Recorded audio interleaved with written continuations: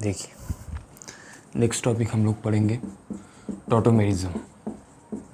Tautomerism एक तरह का स्ट्रक्चरल आइसोमेरिज्म होता है। इसमें से सबसे टॉटोमेरिज्म बहुत तरीके से होता है। उसमें से सबसे कॉमन टॉटोमेरिज्म है कीटो इनॉल टॉटोमेरिज्म। कीटो इनॉल टॉटोमेरिज्म सबसे कॉमन टाइप का टॉटोमेरिज्म। अब ये टॉटोमेरिज्म कैसे होता है, तो हम लोग कीटो फॉर्म को लिखेंगे और इनॉल फॉर्म को लिख लेंगे। जैसे यहाँ पे कीटो फॉर्म ले लेते हैं। कीटो फॉर्म का सीधा मीनिंग होता है कोई भी कीटो एसिड। कीटो एसिड को हम लोग कीटो फॉर्म बोलते हैं। कीटो एसिड माने कोई भी एसिड या सिंपल कीटो कंपाउंड का सीधा मीनिंग ये होता है कि हमारे पास एक मॉलिक्यूल में कार्बोनिल कंपाउंड रहे, माने हमारा पास मॉलिक्यूल में कीटोन ग्रुप अगर मॉलिक्यूल में रहे तो उस मॉलिक्यूल को हम लोग कीटो एसिड बोलते हैं और उसी कीटो एसिड को कीटो फॉर्म बोलते हैं। तो ये हो जाएगा हमारा कीटो फॉर्म। इसे कीटो फॉर्म क्यों बोला गया, क्योंकि इसके पास ये कार्बोनिल ग्रुप है। तो जिस किसी भी कंपाउंड में कार्बोनिल ग्रुप होगा उसको हम लोग कीटो फॉर्म बोलेंगे। कीटो इनॉल टॉटोमेरिज्म में कीटो फॉर्म उसको बोला जाएगा जिसके पास C डबल बॉन्डेड O वाला ग्रुप रहेगा। ये हो गया कीटो फॉर्म। अब इनॉल फॉर्म कैसे बनेगा, इनॉल फॉर्म बनाने के लिए इनॉल फॉर्म बन जाएगा इस तरह से, जो डबल बॉन्ड COH CH3। तो देखिए ये हो गया इनॉल फॉर्म। अब इसको इनॉल फॉर्म क्यों बोल रहे हैं, इसको कीटो फॉर्म इसलिए बोले क्योंकि यहाँ पे कार्बन डबल बॉन्डेड ऑक्सीजन था। इसको इनॉल फॉर्म इसलिए बोलेंगे क्योंकि इसके साथ OH लगा हुआ है और OH अल्कोहल होता है। अल्कोहल का लास्ट का ऑल OL लगा लीजिए, तो लास्ट में लिख दिए OL। और यहाँ पे एक एल्कीन भी दिख रहा है। एल्कीन का लगता है इन। जब नोमेनक्लेचर लिखते हैं तो एल्कीन का नाम पड़ जाता है इन और अल्कोहल का पड़ जाता है ऑल। तो एल्कीन का इन और अल्कोहल का ऑल, तो पूरा नाम पड़ जाता है इसका इनॉल। तो इनॉल नाम इस तरह से आता है, एल्कीन का इन, अल्कोहल का ऑल। तो ये होता है कीटो इनॉल टॉटोमेरिज्म। अब कीटो इनॉल टॉटोमेरिज्म होने का दो मैकेनिज्म से हम लोग कीटो इनॉल टॉटोमेरिज्म बनाते हैं। तो ये हमको मिल गया कीटो फॉर्म, ये मिल गया इनॉल फॉर्म। अब ये कीटो फॉर्म से इनॉल फॉर्म में एक इक्विलिब्रियम के फॉर्म में रहता है और कीटो फॉर्म 99% रहता है maximum, near about 99% maximum case में, और ये नियर अबाउट 1% रहता है। तो इससे हमको ये पता लगा कि अगर हमको कीटो कंपाउंड दिया गया है और इनॉल कंपाउंड दिया गया है तो इन दोनों में कीटो कंपाउंड पाने का प्रोबेबिलिटी 99% और इनॉल कंपाउंड पाने का प्रोबेबिलिटी बहुत कम, क्योंकि कीटो कंपाउंड ज़्यादा स्टेबल होता है इनॉल कंपाउंड से। कीटो कंपाउंड इसलिए ज़्यादा स्टेबल होता है क्योंकि यहाँ पे कार्बन डबल बॉन्डेड ऑक्सीजन का बॉन्ड एनर्जी बहुत ज़्यादा, और जिस मॉलिक्यूल में बॉन्ड एनर्जी जिस मॉलिक्यूल का बहुत ज़्यादा वो मॉलिक्यूल बहुत ज़्यादा स्टेबल। इसलिए कीटो का C double bonded O form का बॉन्ड एनर्जी बहुत ज़्यादा होने के कारण से कीटो फॉर्म बहुत ज़्यादा स्टेबल होता है, और ये बहुत ज़्यादा स्टेबल होता है इसलिए इस 99% पाया जाता है। लेकिन इनॉल फॉर्म उतना ज़्यादा स्टेबल नहीं हो पाता है। चूँकि ये उतना ज़्यादा स्टेबल नहीं हो पाता है तो ये उतना ज़्यादा परसेंटेज में नहीं पाया जाता है, इसलिए हम लोग बोलते हैं कि ये मिनिमम मान लीजिए 1% पाया जाता है। अब कीटो फॉर्म से इनॉल फॉर्म कैसे बना, तो इसका दो मैकेनिज्म होता है। हम लोग सबसे पहले मैकेनिज्म चेक करेंगे, mechanism in alkaline medium. Alkaline medium में कौन सा मैकेनिज्म फॉलो करना है, तो अल्कलाइन मीडियम है। अल्कलाइन मीडियम है माने हमारे पास मीडियम में OH माइनस है, तो OH माइनस को ही हम लोग बोलते हैं अल्कलाइन मीडियम। अल्कलाइन मीडियम हमारा एक्वस मीडियम है H2O, और वाटर के साथ साथ मीडियम में OH माइनस भी है, तो ये हमारा अल्कलाइन मीडियम हो गया। अब यहाँ पे हम लोग लिख देंगे कीटो फॉर्म। अब कीटो फॉर्म से इनॉल फॉर्म कैसे बनेगा, हमको दिख रहा है कि हम मीडियम अल्कलाइन मीडियम है। अल्कलाइन मीडियम माने मीडियम में बेस है, OH माइनस बेस होता है, और बेस का ऑलवेज काम है कि बेस एसिड को अटैक करेगा, तो ये बेस एसिड को अटैक करेगा। देखिए अब जो बेस ऑलवेज एसिडिक साइड को अटैक करेगा, तो पहले साइड एसिडिक होना चाहिए तब तो बेस एसिडिक साइड को अटैक करेगा। तो हमको पहले देखना है कि इस मॉलिक्यूल में कौन सा पार्ट एसिडिक साइट है। जो भी पार्ट एसिडिक साइट होगा ये बेस उस पार्ट को अटैक कर देगा, क्योंकि बेस है, बेस एसिडिक साइट को अटैक करेगा। अब हमको चेक करना है यहाँ पे कौन सा साइट एसिडिक है, माने कौन सा हाइड्रोजन एसिडिक है। देखिए हाइड्रोजन का एसिडिटी कैसे पता करते हैं, हमने GOC में देखा हुआ है। हाइड्रोजन का एसिडिटी पता करने के लिए H+ को हटा दीजिए। H+ को हटाते ही नेगेटिव चार्ज बनेगा। जो नेगेटिव चार्ज जितना ज़्यादा स्टेबल उसका वो हाइड्रोजन उतना ज़्यादा एसिडिक। तो यहाँ पे 3 हाइड्रोजन दिख रहा है, यहाँ पे 3 हाइड्रोजन दिख रहा है, तो यहाँ से हम 3 हाइड्रोजन में से एक हाइड्रोजन को हटा देते हैं। तो एक हाइड्रोजन को हटा दिए तो CH2 बन गया, और H+ के हटाते ही यहाँ पे नेगेटिव चार्ज बन जाएगा। देखिए CH3 था, मतलब 3 हाइड्रोजन था, 3 हाइड्रोजन में से हमने H+ को हटा लिया, तो H+ जैसे ही हट गया तो बन जाएगा नेगेटिव चार्ज, क्योंकि H+ के हटते ही बनता है नेगेटिव चार्ज। अब ये नेगेटिव चार्ज का स्टेबिलिटी देखना है। अगर ये नेगेटिव चार्ज ज़्यादा स्टेबल हुआ तो ये हाइड्रोजन जो हमने हटाए हैं, यहाँ जो H+ जिसको हमने हटाया गया है, ये हाइड्रोजन एसिडिक होगा, और ये हाइड्रोजन एसिडिक होगा तो ये बेस इस हाइड्रोजन को अटैक कर देगा क्योंकि इसके पास नेगेटिव चार्ज, और ये H+ को अटैक कर देगा। तो हमको अब देखना है कि हाइड्रोजन को हटने के बाद जो नेगेटिव चार्ज यहाँ पे बन रहा है, क्या ये नेगेटिव चार्ज स्टेबल बना? अगर स्टेबल बना तो ये एसिडिक हाइड्रोजन, अगर ये एसिडिक हाइड्रोजन तो बेस इस एसिडिक हाइड्रोजन को अटैक कर लेगा क्योंकि बेस एसिड को ही अटैक करेगा, और एसिड होने के लिए ये नेगेटिव चार्ज को स्टेबल होना पड़ेगा क्योंकि ये नेगेटिव चार्ज H+ के हटने के कारण से बन रहा है। H+ को हटाने के बाद जो नेगेटिव चार्ज जितना ज़्यादा स्टेबल, वो हाइड्रोजन उतना ज़्यादा एसिडिक, ये रूल है। अब देखिए नेगेटिव चार्ज यहाँ पे ज़्यादा स्टेबल है इसलिए क्योंकि नेगेटिव सिग्मा पाई का रेजोनेंस है, तो नेगेटिव चार्ज को रेजोनेंस की मदद से स्टेबिलिटी मिल रहा है। तो ये नेगेटिव चार्ज को स्टेबिलिटी मिल रहा है। अगर नेगेटिव चार्ज को स्टेबिलिटी मिल रहा है माने ये H+ जो हटा, ये H+ बहुत एसिडिक था, अब ये H+ बहुत एसिडिक था तो ये बेस आके इस H+ को अटैक कर देगा। तो हमने इस CH3 ग्रुप में से इस हाइड्रोजन को पता लग गया हमें कि इस CH3 ग्रुप के साथ जो हाइड्रोजन था वो हाइड्रोजन एसिडिक था। अब इस हाइड्रोजन को चेक कर लेते हैं, क्या ये भी हाइड्रोजन एसिडिक है? हाइड्रोजन को चेक करने का तरीका, एक H+ को हटा दीजिए, एक H+ को हटा दिए तो यहाँ पे बचा H2 और यहाँ पे बच गया नेगेटिव, जैसे यहाँ पे CH2-, यहाँ भी CH2-, फिर से नेगेटिव सिग्मा पाई रेजोनेंस, तो ये हाइड्रोजन, ये नेगेटिव चार्ज भी स्टेबल, ये नेगेटिव चार्ज भी स्टेबल माने इससे जुड़ा हुआ हाइड्रोजन भी एसिडिक, ये नेगेटिव चार्ज भी स्टेबल माने इससे जुड़ा हाइड्रोजन भी एसिडिक, और दोनों नेगेटिव चार्जेस का स्टेबिलिटी बराबर क्योंकि इसको भी नेगेटिव सिग्मा पाई का रेजोनेंस, इसको भी नेगेटिव सिग्मा पाई का रेजोनेंस, इसको जितना दूर हुआ है रेजोनेंस यहाँ भी उतना ही दूर हो रहा है। ऐसा नहीं हो रहा है कि इसमें ज़्यादा दूर तक रेजोनेंस और इसमें कम दूर तक रेजोनेंस, इस यहाँ से राइट साइड से रेजोनेंस और लेफ्ट साइड से रेजोनेंस इक्वल हो रहा है।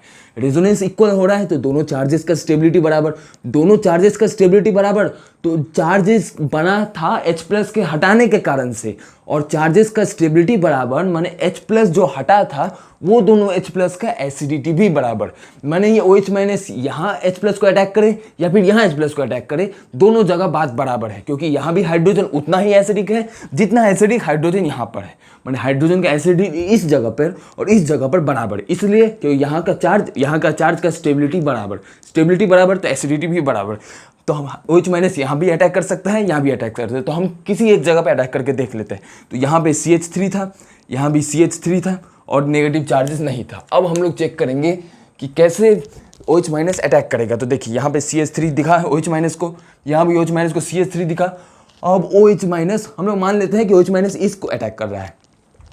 अब OH- अगर इसको अटैक कर लेगा तो OH- जब भी अटैक करेगा तो हाइड्रोजन H+ के फॉर्म में निकल जाएगा। जब भी हाइड्रोजन H+ के फॉर्म में निकलेगा तो कार्बन के ऊपर नेगेटिव चार्ज बन जाएगा। तो देखिए हम लोग इसको दिखा देते हैं। यहाँ पे OH- है, OH- आके इस तरह से आके एक हाइड्रोजन को हटा लेता है। 3 हाइड्रोजन इस कार्बन के साथ जुड़ा था, इस हाइड्रोजन में से एक हाइड्रोजन OH- लेके चला गया, H+ के फॉर्म में लेके गया। जब ही यहाँ से 3 हाइड्रोजन में से एक हाइड्रोजन H+ के फॉर्म में चला गया तो हमारे पास बचा CH2- और यहाँ पे C double bonded O CH3। तो ये स्ट्रक्चर हमको मिल गया है। ये कहाँ से मिला? ये OH- जो बेस था यहाँ से एसिडिक हाइड्रोजन को हटा लिया गया है, एक ही एसिडिक हाइड्रोजन को हटाया है, तो एक हाइड्रोजन हट गया तो बचा 2 हाइड्रोजन। नेगेटिव चार्ज इसलिए आया है क्योंकि हाइड्रोजन H+ के फॉर्म में गया है, हाइड्रोजन H+ के फॉर्म में गया है तो यहाँ पे नेगेटिव चार्ज बना। अब इसके बाद तो ये देखिए, ये पहला स्टेप हुआ। पहला स्टेप में बेस एसिडिक हाइड्रोजन को अटैक कर रहा है। तो एल्कलाइन मीडियम में पहला स्टेप रेट डिटरमाइनिंग स्टेप होता है, और पहला स्टेप बनते ही हम लोगों का ये स्ट्रक्चर बन जाता है। ये जो स्ट्रक्चर बनता है और ये इसी रिएक्शन को हम लोग RDS बोलते हैं। तो ये वही बेस एसिडिक हाइड्रोजन को अटैक किया, जब भी बेस एसिडिक हाइड्रोजन को अटैक किया तो 2 हाइड्रोजन बचा कार्बन के पास, CH2- C double bonded O CH3। तो ये स्टेप रेट डिटरमाइनिंग स्टेप होता है। माने अगर कोई भी कीटो इनॉल टॉटोमेरिज्म एल्कलाइन मीडियम में चल रहा है तो उस एल्कलाइन मीडियम में वो प्रोडक्ट ज़्यादा स्टेबल होगा, क्योंकि देखिए जब एल्कलाइन मीडियम का पहला स्टेप है RDS, अब जो भी देखिए इसका बहुत सारा स्टेप होगा, 3-4 स्टेप होगा, लेकिन 3-4 स्टेप में से पहला स्टेप है RDS। और जो भी स्टेप RDS होता है, हम लोग जब प्रोडक्ट बनाते हैं, प्रोडक्ट का स्टेबिलिटी बोलते हैं, प्रोडक्ट का ये बताना होता है कौन सा प्रोडक्ट मेजर है, कौन सा प्रोडक्ट माइनर है। तो अब हम लोग आरडीएस का मदद लेते हैं। तो हमें ये पता होना चाहिए कि कौन सा स्टेप आरडीएस है, पहला स्टेप आरडीएस है या फिर लास्ट स्टेप आरडीएस है। तो अल्कलाइन मीडियम में हमको ये पता चला कि अल्कलाइन मीडियम में पहला स्टेप आरडीएस है। अब पहला स्टेप आरडीएस है तो पहला स्टेप में क्या हुआ है ये इंपॉर्टेंट ध्यान में देना है। तो पहला स्टेप में हमको ये दिखा कि पहला स्टेप में बेस एसिडिक हाइड्रोजन को अटैक किया है, माने पहला स्टेप में एसिडिक हाइड्रोजन को अटैक कराया गया है। माने अगर हमको कीटो इनॉल टॉटोमेरिज्म अल्कलाइन मीडियम में काम कराना हो और क्वेश्चन हमसे पूछे कि मेजर प्रोडक्ट क्या बनेगा, तब हम लोग एसिडिक हाइड्रोजन से बात करेंगे। जो हाइड्रोजन ज़्यादा एसिडिक होगा वो हाइड्रोजन का प्रोडक्ट ज़्यादा मेजर बनेगा। क्यों? क्योंकि अल्कलाइन मीडियम में पहला स्टेप आरडीएस और पहला स्टेप में एसिडिक हाइड्रोजन को हटाया गया है। जो भी स्टेप आरडीएस होता है प्रोडक्ट हम लोग उस स्टेप की मदद से बोलते हैं। क्योंकि पहला स्टेप आरडीएस है तो हमको प्रोडक्ट का मेजॉरिटी पहला स्टेप की मदद से करना है और पहला स्टेप में एसिडिक हाइड्रोजन को अटैक किया गया है, इसलिए वही प्रोडक्ट अल्कलाइन मीडियम में मेजर होगा जिस प्रोडक्ट का हाइड्रोजन ज़्यादा एसिडिक होगा। माने अल्कलाइन मीडियम में काम करने के लिए हमको हाइड्रोजन का एसिडिटी पर काम करना है। तो ये हमको पता लगा। ये पता करने के लिए हमको बस ये याद रखना है कि अल्कलाइन मीडियम में पहला स्टेप आरडीएस होता है। अब देखिए ये प्रोडक्ट बन गया है, इसी को यहाँ पे ड्रॉ कर लिया है। अब इसके बाद फाइनल प्रोडक्ट में जाने के लिए क्या होगा? फाइनल प्रोडक्ट में जाने के लिए रेजोनेंस होगा। यहाँ पे नेगेटिव, यहाँ पे सिग्मा, यहाँ पे पाई, नेगेटिव सिग्मा पाई का रेजोनेंस। तो ये नेगेटिव चार्ज यहाँ पे आएगा, पाई बॉन्ड टूट के ऑक्सीजन के ऊपर में आ जाएगा क्योंकि ऑक्सीजन ज़्यादा इलेक्ट्रोनेगेटिव, तो बॉन्ड को अपनी तरफ खींच लिया और ये नेगेटिव चार्ज यहाँ पे आ जाएगा तो यहाँ पे डबल बॉन्ड बन जाएगा और ये डबल बॉन्ड टूट के सिंगल बॉन्ड बन जाएगा। तो इसके बाद नेक्स्ट स्टेप हम लोगों का CH2 double bond CO minus CH3। तो देखिए ये नेगेटिव चार्ज यहाँ पे आया तो यहाँ पे डबल बॉन्ड बन गया, डबल बॉन्ड टूट के ऑक्सीजन को आ गया तो ऑक्सीजन के ऊपर नेगेटिव चार्ज बन गया है। तो ये हमारा बन गया है। अब इसके बाद और कौन सा स्टेप होगा? इसके बाद फाइनल स्टेप होगा जिसमें वाटर का एडिशन होगा। वाटर अपना H+ O- को दे देगा क्योंकि ऑक्सीजन के पास नेगेटिव चार्ज है और वाटर में H+ ऑलवेज होता है। वाटर में H+ OH- दोनों होता है। तो वाटर देख रहा है यहाँ पे नेगेटिव चार्ज है तो वाटर अपना H+ सप्लाई कर देगा। तो वाटर जब ही अपना H+ सप्लाई करेगा तो डबल OH बन जाएगा। तो देखिए O- OH बन गया है। तो ये हमारा बन गया इनॉल। इनॉल क्यों बना? क्योंकि डबल बॉन्ड है तो एल्कीन का इन, OH का अल्कोहल का ऑल, तो इनऑल। तो इनॉल बनाने का पहले सब तरीका क्या है? बेस एसिडिक हाइड्रोजन को अटैक किया, एसिडिक हाइड्रोजन को अटैक करते ही कार्बन पे बना नेगेटिव चार्ज। जब भी कार्बन के बना नेगेटिव चार्ज तो नेगेटिव सिग्मा पाई का रेजोनेंस हुआ, तो रेजोनेंस हुआ, नेगेटिव यहाँ पे आया, पाई बॉन्ड टूट के ऑक्सीजन पे आ गया तो नेगेटिव चार्ज यहाँ पे बन गया। अब हमारा एक्वस मीडियम था, एक्वस मीडियम में H+ होता है, H+ O- को अटैक करेगा बन जाएगा OH। तो ये बन गया इनॉल। ये था कीटो। कीटो इनॉल फॉर्म में कीटो फॉर्म मैक्सिमम ज़्यादा होता है, इनॉल फॉर्म बहुत कम होता है। कीटो फॉर्म ज़्यादा इसलिए होता है क्योंकि कीटो फॉर्म का कार्बन डबल बॉन्डेड ऑक्सीजन का बॉन्ड एनर्जी बहुत ज़्यादा। अब कार्बन डबल बॉन्डेड ऑक्सीजन का बॉन्ड एनर्जी बहुत ज़्यादा तो इसलिए कीटो फॉर्म और इनॉल फॉर्म में मैक्सिमम क्वेश्चन में कीटो फॉर्म का स्टेबिलिटी उसका मेजॉरिटी ज़्यादा होता है। लेकिन कुछ क्वेश्चंस भी आएंगे जिसमें इनॉल फॉर्म ज़्यादा हो जाएगा। इनॉल फॉर्म उस मॉलिक्यूल्स में ज़्यादा होता है जिसमें इंट्रामॉलिक्यूलर हाइड्रोजन बॉन्डिंग बन जाए या फिर रिंग एरोमेटिक हो जाए। तो वो सब हम लोग फिर देखेंगे किस में इनॉल फॉर्म ज़्यादा होता है, किस में कीटो फॉर्म ज़्यादा होता है। तो ये हमने देखा कि अल्कलाइन मीडियम में मैकेनिज्म क्या होता है। अब हम लोग देखेंगे same mechanism in acidic medium. Acidic medium में फिर से हम लोग ये ले लेते हैं CH3 C double bonded O CH3 और ये ले लिए हम लोग एसिडिक मीडियम में। अब देखिए यहाँ पे हमारे पास है C डबल बॉन्डेड O। अब एसिडिक मीडियम में क्या होगा? एसिडिक मीडियम में भी सेम एसिड बेस रिएक्शन होगा। कैसे? एसिडिक मीडियम है इसलिए हमारे पास H+ है। अल्कलाइन मीडियम होता तो OH- होता, यहाँ पे H+ है माने एसिडिक मीडियम है। अब एसिडिक मीडियम में मैकेनिज्म ये होगा कि ऑक्सीजन के पास जो लोन पेयर है वो लोन पेयर देखेगा कि यहाँ पे H+ है और नेगेटिव चार्ज लोन पेयर माने negative charge plus positive charge को अटैक करेगा तो ऑक्सीजन का लोन पेयर आके H+ को अटैक कर दिया। जब भी ऑक्सीजन का लोन पेयर H+ को अटैक कर दिया तो हमारे पास बन गया है CH3C double bonded OH plus CH3। देखिए ये बन गया हमारे पास। यहाँ पे कार्बन डबल बॉन्डेड ऑक्सीजन था, ऑक्सीजन का लोन पेयर H+ को अटैक किया।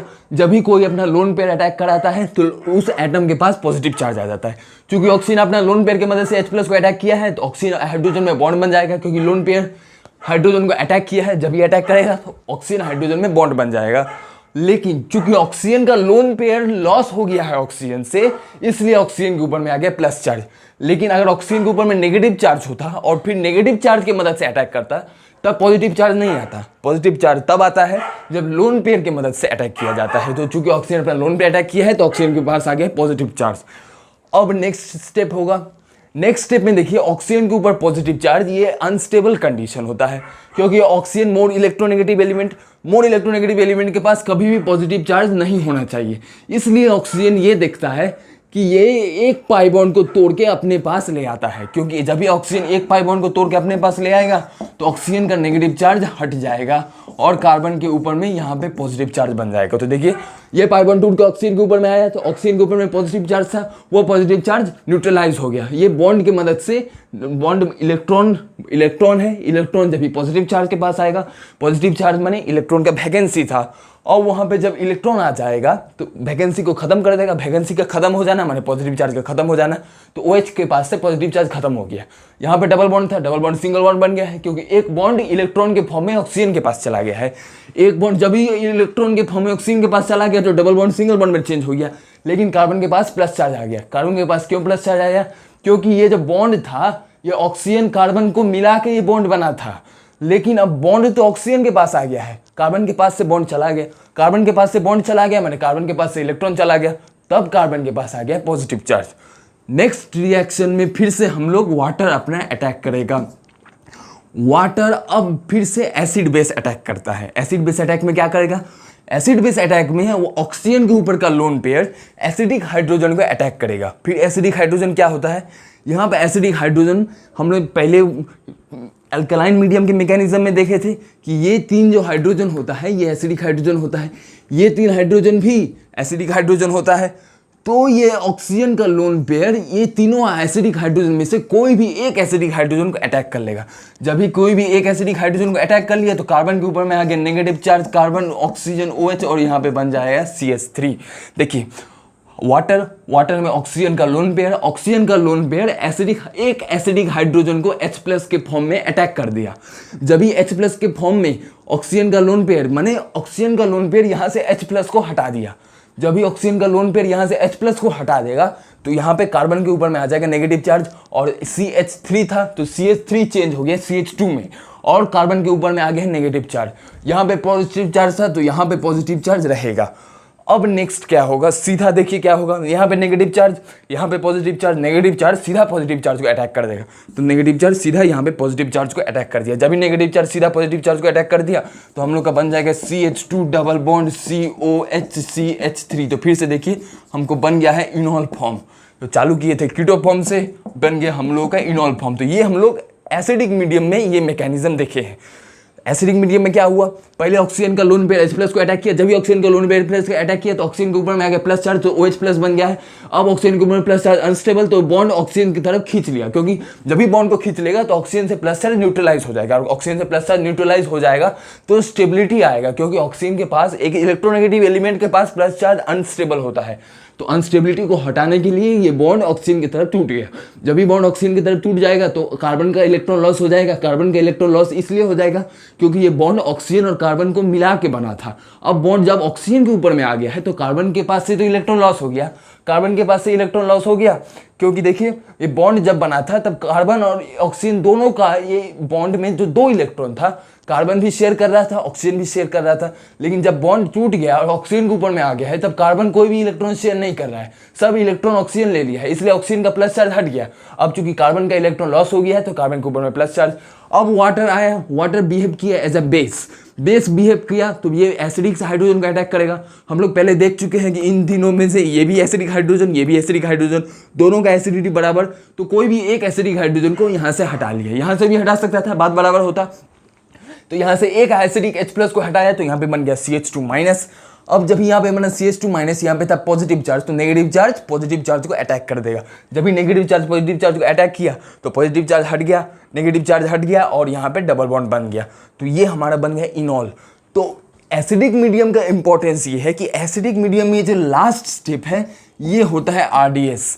और लास्ट स्टेप में देखिए क्या बना है, लास्ट स्टेप में हमारा ये बन गया है। तो लास्ट स्टेप अगर हम लोग इसको बोलें तो लास्ट स्टेप ये हो जाएगा हमारा RDS। तो हमको ये याद रखना है कि अल्कलाइन मीडियम में फर्स्ट स्टेप होता है आरडीएस, और अल्कलाइन मीडियम में फर्स्ट स्टेप हमारा होता है आरडीएस, और फर्स्ट स्टेप में एसिडिक हाइड्रोजन को अटैक किया जाता है। इसलिए अल्कलाइन मीडियम का क्वेश्चन करेंगे तो हमको हाइड्रोजन के एसिडिटी की मदद से काम करना पड़ेगा। कौन सा हाइड्रोजन ज़्यादा एसिडिक, कौन सा हाइड्रोजन कम एसिडिक, ये फॉलो करना है अल्कलाइन मीडियम में। लेकिन एसिडिक मीडियम में होता है लास्ट स्टेप आरडीएस, और लास्ट स्टेप में हमारा बन रहा है इनॉल, और इनॉल में कार्बन डबल बॉन्डेड कार्बन है, माने एल्कीन है, एल्कीन और ऑक्सीजन OH, लेकिन ये ग्रुप को स्टेबिलिटी देगा एल्कीन।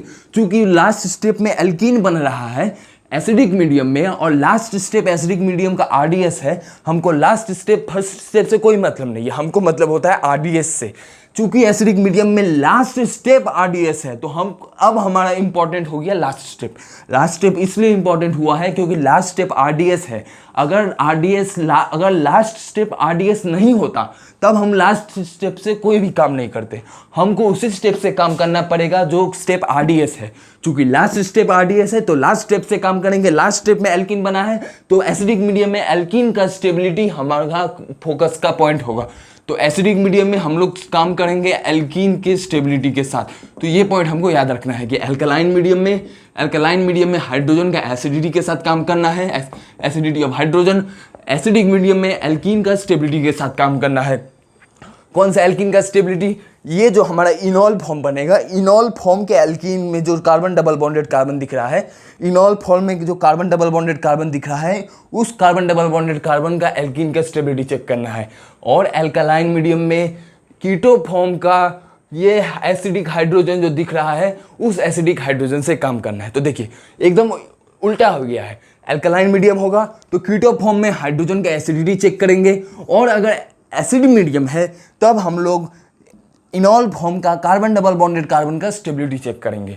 तो ये होता है मैकेनिज्म कीटो फॉर्म का और इनॉल फॉर्म का। अब देखिए कीटो इनॉल फॉर्म को हमको क्वेश्चन में दिया जाता है, एक फॉर्म दिया जाता है, मान लीजिए कीटो फॉर्म दिया गया, कीटो फॉर्म से इनॉल फॉर्म बनाने के लिए बोला जाता है। तो बनाने का बस एक ही तरीका है, एसिडिक हाइड्रोजन को हटाइए। सबसे पहले आइडेंटिफाई कीजिए कीटो फॉर्म दिया गया है या फिर इनॉल फॉर्म दिया जाएगा। अगर कीटो फॉर्म दिया गया है तो कीटो फॉर्म से जैसे मान लीजिए हमको क्वेश्चन में ये दिए गया CH3 C double bonded O CH3, तो सबसे पहले हमको क्वेश्चन दिया रहेगा इसका टॉटोमर बनाइए। तो टॉटोमर बनाने के लिए सबसे पहला रूल कि पता कीजिए ये कीटो फॉर्म है या इनॉल फॉर्म है। अगर हमको दिख रहा है कार्बन डबल बॉन्डेड ऑक्सीजन तब है कीटो फॉर्म, लेकिन दिख रहा है डबल बॉन्ड और OH तब है इनॉल फॉर्म। तो यहाँ पे हमको कार्बन डबल बॉन्डेड ऑक्सीजन दिख रहा है, माने ये है कीटो फॉर्म। कीटो फॉर्म से इनॉल फॉर्म बनाने का तरीका, एसिडिक हाइड्रोजन को सिलेक्ट कीजिए। तो ये 3 एसिडिक हाइड्रोजन, ये 3 एसिडिक हाइड्रोजन, 6 एसिडिक हाइड्रोजन, जितना भी एसिडिक हाइड्रोजन हो सब एसिडिक हाइड्रोजन में से बस कोई भी एक एसिडिक हाइड्रोजन को H+ के फॉर्म में निकाल दीजिए। तो हम ये इसी देखिए यहाँ से भी निकाल सकते हैं, यहाँ से भी निकाल सकते हैं, क्योंकि दोनों हाइड्रोजन का एसिडिटी बराबर जो हमने पहले ही देख चुका है। तो कोई सी भी एक हाइड्रोजन को हटा देते हैं, किसी भी एक हाइड्रोजन को हटा देंगे। तो CH3 था, H+ के फॉर्म में हटा दिए इस हाइड्रोजन को, तो यहाँ पे बन गया है नेगेटिव चार्ज। तो ये नेगेटिव चार्ज बन गया, कैसे बना, एक एसिडिक हाइड्रोजन को H+ के फॉर्म में हटा दिए हैं। अब नेगेटिव चार्ज बना, नेगेटिव चार्ज का रेजोनेंस कराइए। नेगेटिव सिग्मा पाई का रेजोनेंस हो रहा है, रेजोनेंस करा दीजिए। नेगेटिव चार्ज यहाँ पे आएगा, पाई बॉन्ड टूट के ऑक्सीजन के पास आ जाएगा। तो हमारा बन जाएगा CH3CO- डबल बॉन्ड CH2, ये बन गया।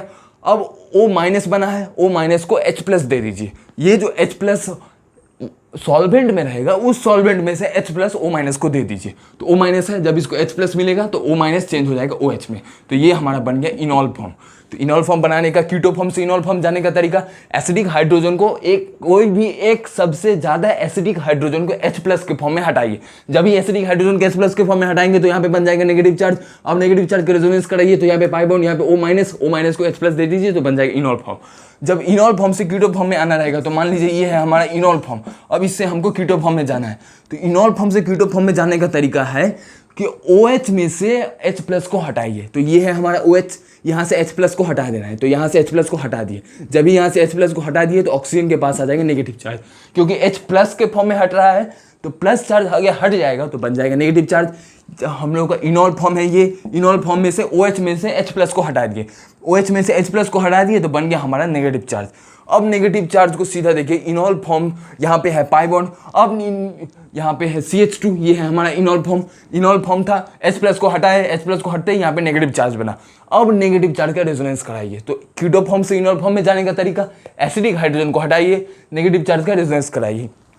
इनॉल फॉर्म से कीटो फॉर्म में जाने का, OH में से H प्लस को हटाना है, इसमें से एसिडिक हाइड्रोजन को नहीं हटाना है, OH का H प्लस को हटाना है। तो OH का H प्लस को हटाए तो ऑक्सीजन के पास आगे नेगेटिव चार्ज, नेगेटिव चार्ज का रेजोनेंस होगा कैसे, negative sigma pi, negative sigma pi resonance, pi bond negative charge यहाँ पे, पाई बॉन्ड टूट के इसके पास, तो हमारा बन जाएगा CH3 double bonded O CH2 minus. तो देखिए यहाँ से क्या बन गया, डबल बॉन्ड था, डबल बॉन्ड टूट के नेगेटिव चार्ज कार्बन के ऊपर में आ गया, तो डबल बॉन्ड टूटा, जैसे डबल बॉन्ड टूटे तो डबल बॉन्ड टूटे यहाँ पे सिंगल बॉन्ड बन जाएगा, और नेगेटिव चार्ज कार्बन ऑक्सीजन के बीच में आ गया है तो कार्बन ऑक्सीजन के बीच में डबल बॉन्ड बन जाएगा, नेगेटिव डबल बॉन्ड टूट के कार्बन के पास नेगेटिव चार्ज आ गया है तो कार्बन के पास नेगेटिव चार्ज।